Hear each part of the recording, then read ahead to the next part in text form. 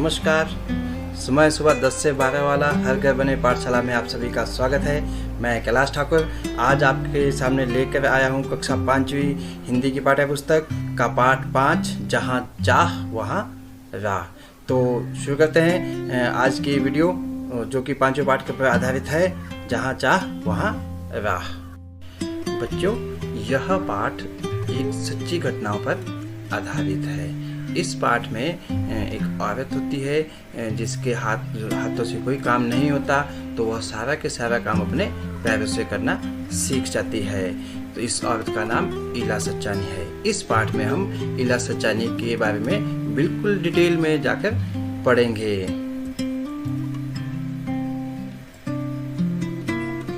पाठ का नाम है जहाँ चाह वहाँ राह। तो यहाँ पर चाह का अर्थ है हमारी दृढ़ इच्छा शक्ति और राह का मतलब है रास्ता।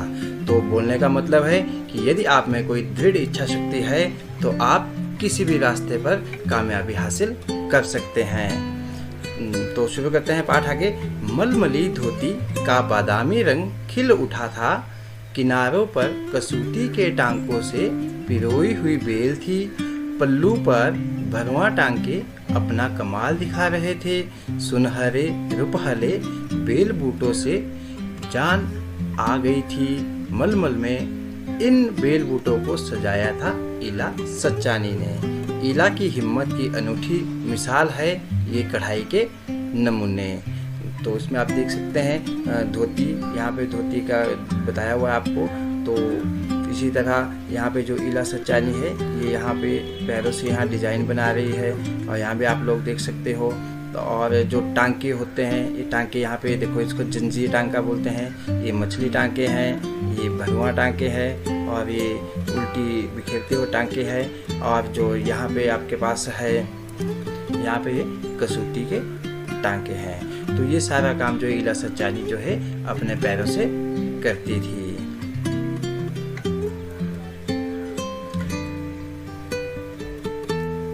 26 साल की इला गुजरात के सूरत जिले में रहती है। उनका बचपन अमरेली जिले के राजकोट गांव में अपने नाना के यहाँ बीता। सांझ होते ही मोहल्ले के बच्चे घरों से बाहर आ जाते। कुछ मिट्टी में आड़ी तिरछी लकीरें खींचते, कुछ कनेर के पत्तों से पिटपिटी बचाते, कुछ गिट्टे खेलते, कुछ इधर उधर से टूटे फूटे घड़ों के ठिकरे बटोर कर पिट्ठू खेलते। जब इन खेलों से मन भर जाता तो पेड़ की डालियों पर झूला डालकर ऊंची ऊंची पेंगे लेते और ऊंचे ऊंचे स्वर में एक साथ गाते, कच्चे नीम की नींबूरी सावन जल्दी आइयो रे।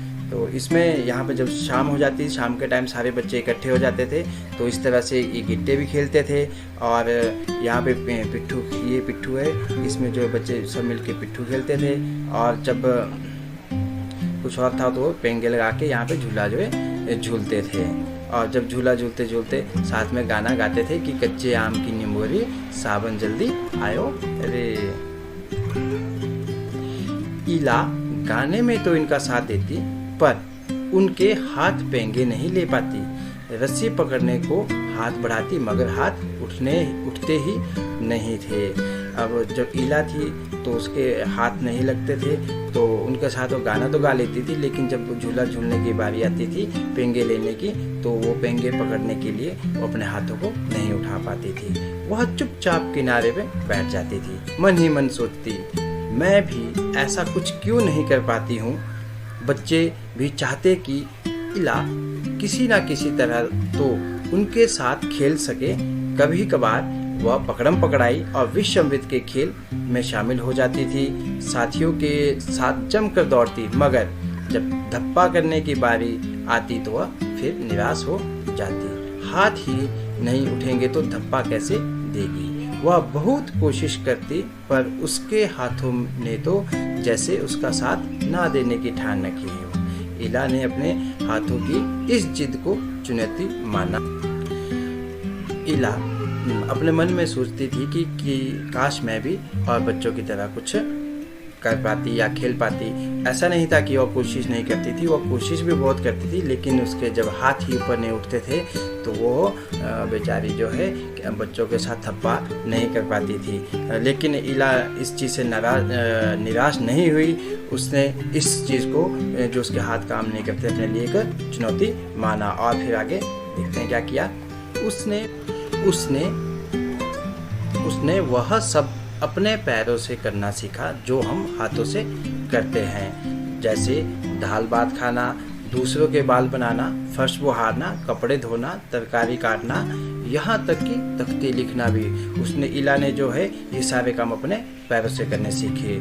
उसने एक स्कूल में दाखिला ले लिया। दाखिला मिलने में भी उसे परेशानी हुई। परेशानी क्यों हुई? क्योंकि वह उसके हाथ नहीं चलते थे, तो इसलिए उसको दाखिला भी नहीं मिल रहा होगा कि कैसे पढ़ेगी और क्या करेगी, कैसे स्कूल आएगी। कहीं तो उसकी सुरक्षा को लेकर चिंता थी, कहीं उसके काम करने की गति को लेकर। इन वजह से उसको स्कूल में दाखिला लेने में बहुत समस्या हुई। किसी काम को तो वह इतनी फुर्ती से कर जाती कि देखने वाले दंग रह जाते, पर किसी किसी काम में थोड़ी बहुत परेशानी तो आती ही थी। वह परेशानियों के आगे घुटने टेकने वाली नहीं थी। उसने 10वीं कक्षा तक पढ़ाई की। वह 10वीं की परीक्षा पास नहीं कर पाई। इला को यह मालूम ना था कि परीक्षा के लिए उसे अतिरिक्त समय नहीं मिल सकता है। उसे ऐसे व्यक्ति की सुविधा भी मिल सकती थी जो परीक्षा में उसके लिए लिखने का काम कर सके। इला जो थी उसे इस बारे में जानकारी नहीं थी कि उसको एक जो है एक्स्ट्रा जो है लिखने के लिए कोई छात्र मिल सकता है, या उसे कोई अपने घर से किसी माता पिता किसी को भी अपने साथ बिठा सकती थी। तो लेकिन उसकी जानकारी के अभाव के कारण जो है वह इस चीज़ में उसको पता नहीं लगा। यह जानकारी इला को समय रहते मिल जाती तो कितना अच्छा रहता। उसे इस बात का दुख है, पर यहाँ आकर सब कुछ खत्म नहीं हो जाता ना। फिर उसने सोचा कि कोई बात नहीं, अगर 10वीं तक की पढ़ाई हो पाई उसके बाद भी सब खत्म नहीं हो जाता, अभी बहुत कुछ जो है करने को है। उसकी माँ और उसकी दादी कशीदाकारी करती थी। अब जब इला ने स्कूल से पढ़ाई को छोड़ दिया तो उसके बाद उसका ध्यान अपने घर की तरफ गया। वह उन्हें सुई में रेशम पिरोने से लेकर बूटियाँ उकेरते हुए देखती। वह अपनी माँ और दादी को काम करते हुए देखती कि क्या क्या करते हैं वो। ना जाने कब उसने कशीदाकारी थी कढ़ाई का काम करना, कपड़ों में कढ़ाई का जो काम होता है वो करने की ठान ली। यहाँ भी उसने अपने पैर के अंगूठों का सहारा लिया। उसने पैर के अंगूठों का सहारा क्यों लिया? क्योंकि उसके हाथ जो है काम नहीं करते थे। दोनों अंगूठों के बीच सुई थमाकर कच्चा रेशम पिरोना कोई आसान काम नहीं है। वो दोनों अंगूठों के बीच में सुई को रखती थी अपने पैर के, और फिर उसमें धागा जो है डालती थी, जो कि बिल्कुल भी आसान नहीं था। पर कहते हैं ना, जहाँ चाह वहाँ राह। इसलिए कहते हैं कि जहाँ दृढ़ इच्छा शक्ति है वहाँ कोई भी काम करना मुश्किल नहीं है। उसके विश्वास और धैर्य ने कुदरत को भी झुठला दिया। कुदरत को कैसे झुठला दिया? कि जो है जिसके हाथ नहीं चलते वह कुछ भी काम नहीं कर सकता। लेकिन इला ने जो है बहुत ही अच्छी कशीदाकारी करना शुरू कर दिया। 15-16 साल की होते होते इला कठियावाड़ी कशीदाकारी में माहिर हो चुकी थी। देख लो, इतनी छोटी सी उम्र में जैसे वो 15-16 साल की हुई तो वह कढ़ाई करने में बहुत ही माहिर हो चुकी थी। किस वस्त्र पर किस तरह के नमूने बनाए जाएं और कौन से रंगों से नमूना खिल उठेगा और टांके कौन से लगे, यह सब वह समझ गई थी। अपनी 15-16 साल की उम्र में ही उसको पता लग गया था कि किस टाइप के कपड़ों में वह किस तरह के नमूने और किस तरह के उन नमूनों में रंग जो है भरने हैं, जिससे कि वह बहुत ही ज़्यादा सुंदर देखने में लगे। और इस चीज़ में वह बहुत ही माहिर हो चुकी थी। एक समय ऐसा भी आया, अब उसके द्वारा काढ़े गए परिधानों की प्रदर्शनी लगी। इन परिधानों में काठियावाड़ के साथ साथ लखनऊ और बंगाल भी झलक रहा था। इला ने कठियावाड़ी टांकों के साथ साथ और कई टांके भी इस्तेमाल किए। पत्तियों को चिकनकारी से सजाया था, डंडियों को काथा से उभरा था, पशु पक्षियों की ज्योतिमय आकृतियों को कसूती और जंजीर से उठा रखा था।